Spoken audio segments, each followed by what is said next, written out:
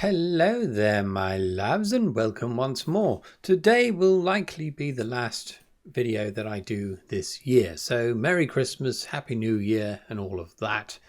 Today it's going to be one of those rarefied, what's become rarefied on this channel, book reviews. So today I thought I'd do the latest book I've read, which is Absolution by Jeff Vandermeer. It's got this rather lovely shiny cover. Hardback edition.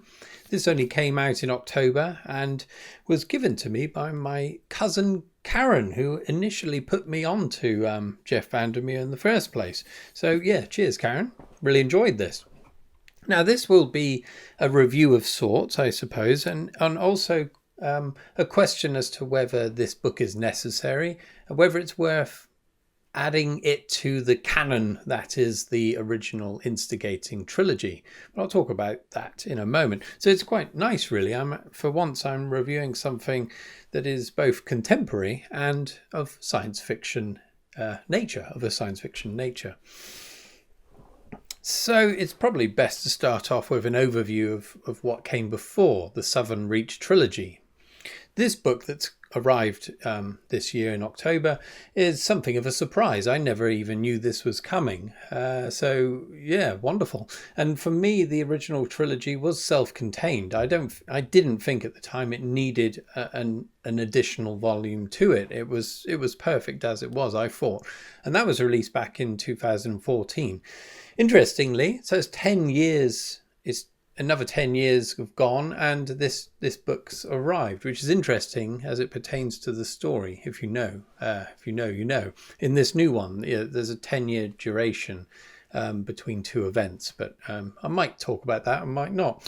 I was told off recently, actually, by someone in the comments saying that I'd unwittingly released a spoiler in one of my book reviews. It was another Jeff Vandermeer one, actually. I'm not sure if they were completely fair, personally, because it was a little tidbit of information about a short story. But I think when you're reviewing a short story, there's not a lot you can grab hold of, really, without spoiling it in some fashion. I suppose I was being too specific, perhaps. But anyway, spoiler alert.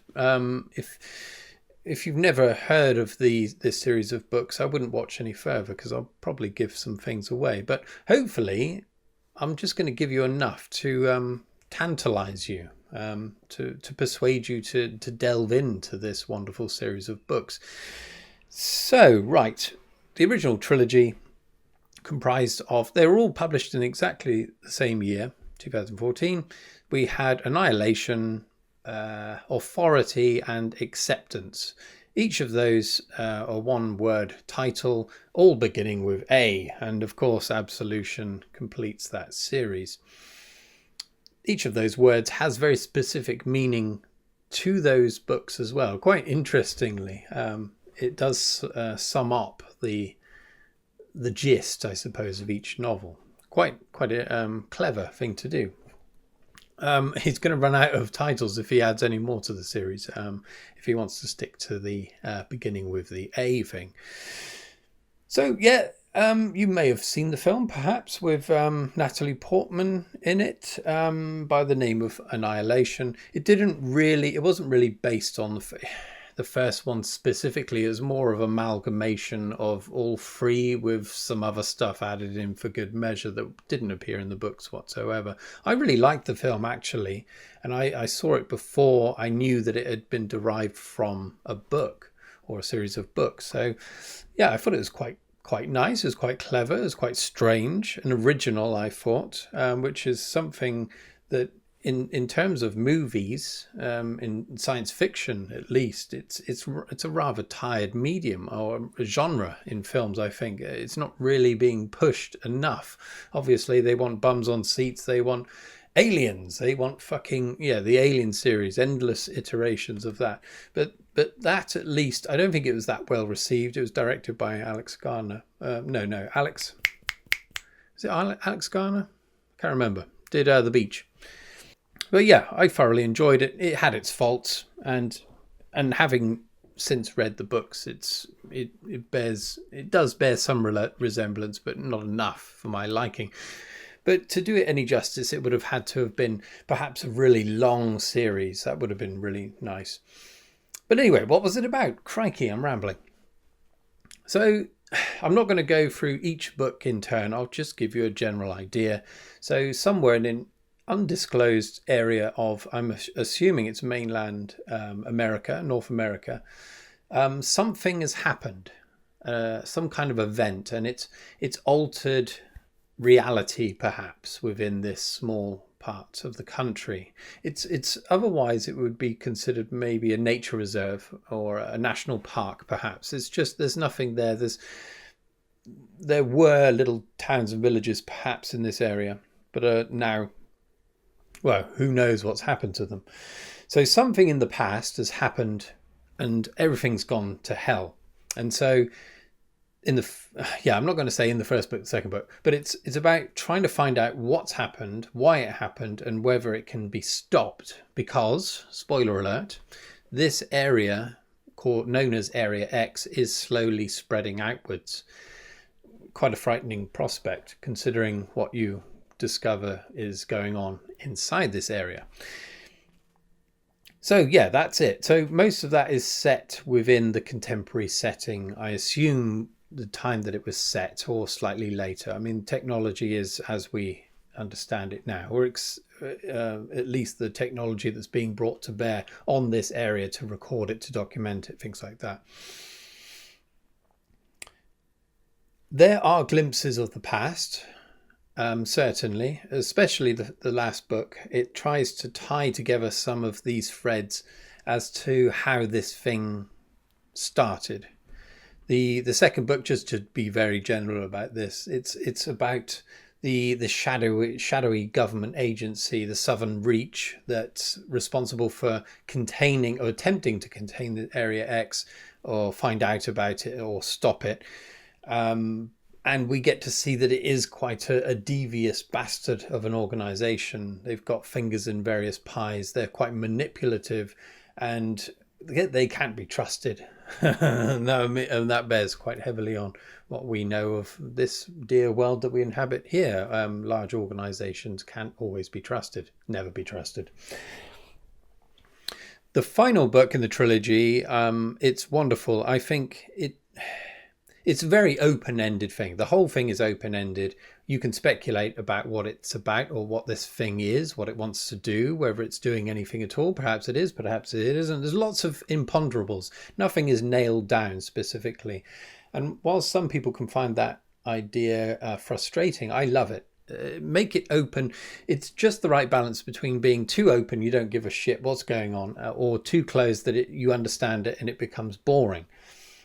The ending for me was perfect, and I have an image in my head, and I'll say this now. I won't describe it in detail because that will spoil it, but towards the end there's an old man playing a piano. That's all I'll say. That is referenced in Absolution. But that one scene in that last book blew my mind, and I loved it. I just absolutely loved it. One other thing I would say about those as well, the last book, you do get some idea of where this thing's come from, where it was hidden and how it was found within this environment. Also very obscure and strange, weird, but wonderful, very original, I thought, at the time of reading it. All right then, so let's talk about Absolution itself. So this is actually a prequel to those instigating three novels. Now, should you read it out of order? Should you read this one first and then the other three? No, don't do that. I would say I would do it in the order it's published. That's the best way. You could get away with doing it this way, and you'd probably get a different take on what follows in the trilogy, the original trilogy. But I think there's so much that's explored within the first novels that attempting this, especially at the beginning, it would make it would probably be unbearable to read, I imagine. And in fact, I did struggle to read this one at the beginning. In fact, so it was kind of like a roller coaster. At times I loved it. At times I was getting bored or frustrated with it for various reasons. And then it would bring me back So it was doing a bit more of that. And then towards the end, there was an exponential growth, I would say, with some mild annoyance. But we'll get down to that in a moment. So the book is roughly split into two parts, or two perspectives on what's going on. So this is set at the beginning. It's before anything's happened, really. It's on the cusp of change. It's not Area X yet. It's not necessarily a dangerous place to visit. There's no mysterious border that's bounding this area. I haven't talked about that, but I'm not going to. That would be a spoiler of sorts, I suppose. But yeah, something's going on. And so at the beginning, we meet a chap called Old Jim. This bears reference. He is referenced in the third book, but I'm not going to say any more about that either. But anyway, Old Jim is a kind of veteran spy, perhaps, who's been working for this government agency, now under the umbrella of the Southern Reach, or the beginnings of that organization, perhaps, that pertains to this scenario. Old Jim is a veteran. He's had a troubled past, as we discover through various glimpses. He's being used, pretty much. He's being used by the organization. Spoiler here. And so this is something that you encounter throughout the first three books, is hypnotic suggestion.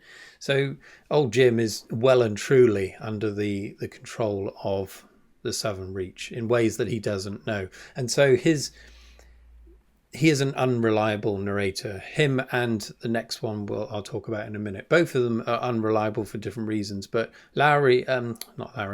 Old Jim he's troubled by his past. He's questioning what's going on, if he's being manipulated, but he doesn't know the extent to which he's being manipulated. And he's encountering things that are very, very, very, very odd.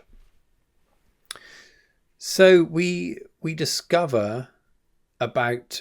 find out about an expedition to this area in the very beginning, a group of biologists, 24, 25 of them. This is before anything's gone tits up. We find out about this through reports that Old Jim's familiarizing himself with prior to going out into the field himself. So this is 10 years in the past for Old Jim. He's looking back. And so something happened to this expedition. The biologists encountered something that either made them go mad, killing themselves, or whatever. There were only 2 survivors from that. Spoilers throughout, but these aren't major ones. See, I'm paranoid now that I'm giving stuff away. Anyway, so it's about then Old Jim on a kind of detective journey, I suppose. He's trying to work out what's going on. There's another organization that's operating in the area called the Science and Seance Brigade. Very odd. We encountered that in the last trilogy.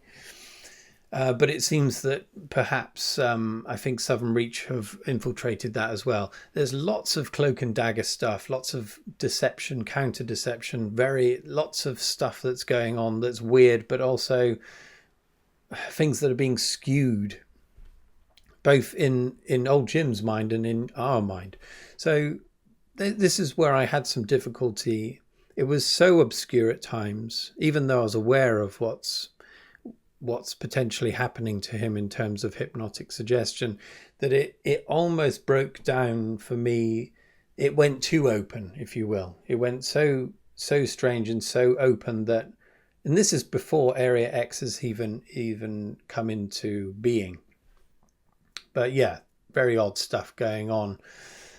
But there was enough there to keep me going. I was still enjoying it, and some really interesting ideas that relate to the initial change prior to the big explosion, the big thing that changes everything.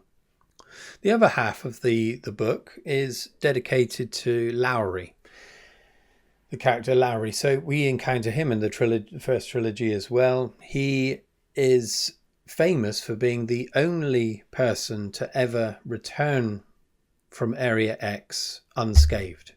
So 1 year after this calamity with the biologists, whatever happened to them, 1 year later, this mysterious barrier has come down and it's quite hard to get into Area X. But the first expedition, one person returns unscathed, supposedly, and that's Lowry. There's multiple expeditions after that and no one ever returns, or if they do, they're suffering from incurable cancers or psychosis or whatever. Very, very odd things going on. He's the only one who's ever returned. So it's really interesting to get his perspective on this very first expedition. Unfortunately, like old Jim, he's a very unreliable narrator, just because it's hard perhaps to pass what's going on, the strangeness of it. Also, he appears to be mentally unstable himself, which is possibly one of the reasons why he managed to survive the experience of being there the first time when everyone else is going crazy. And also, he's always off his tits on drugs, completely, and to the extent that it's quite hard to read what he's thinking or what he's talking about. He absolutely loves saying fuck, to the extent that it's used not just as punctuation, but littered. Every other word is fuck. And after a while, this becomes tedious. Now, luckily, thank goodness, at a certain point, he loses the ability to say the F word or to fuck. He loses it completely and it becomes slightly more accessible.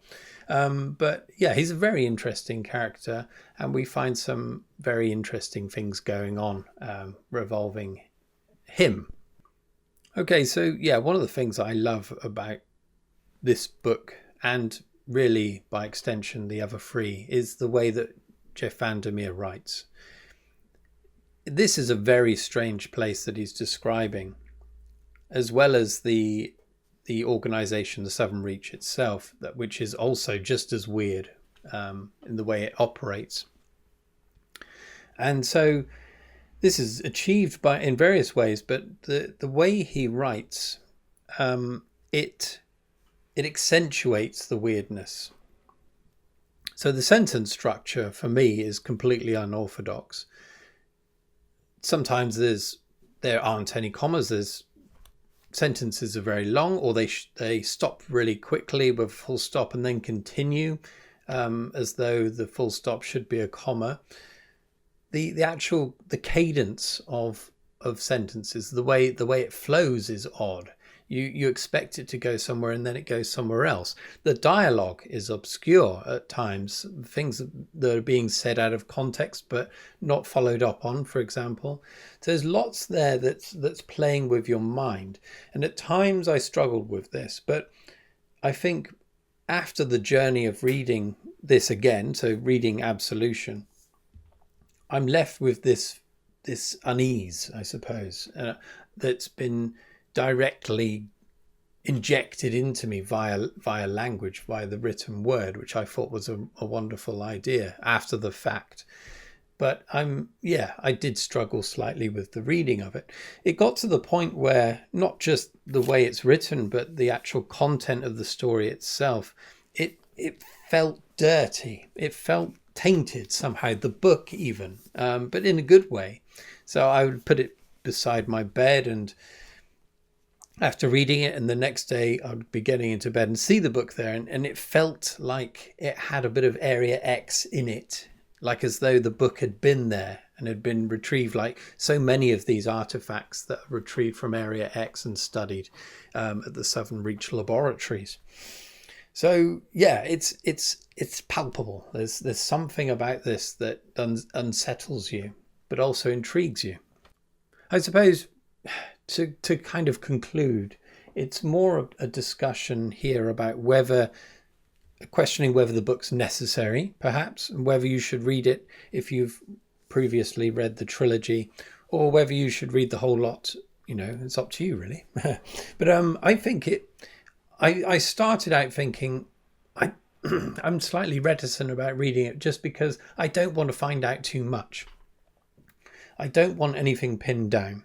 the things that I loved about the trilogy, I don't want to understand everything that's going on. And I think the good thing about this book is that it does give you more, but it never entirely pins anything down. So you can rest assured it's still rather open-ended, but you're fed a little bit more down a little tube. You can sup a little extra, and it does its job of keeping you interested and satisfying some of the curiosity that you might have had having finished the first trilogy.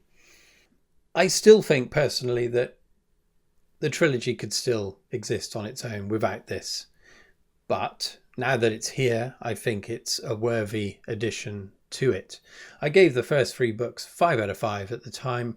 I never reviewed it on here, never talked about it, but I loved it. And for me, it was comparable or even slightly better because of its contemporary setting and themes than Roadside Picnic, for example, which deals with a very similar scenario.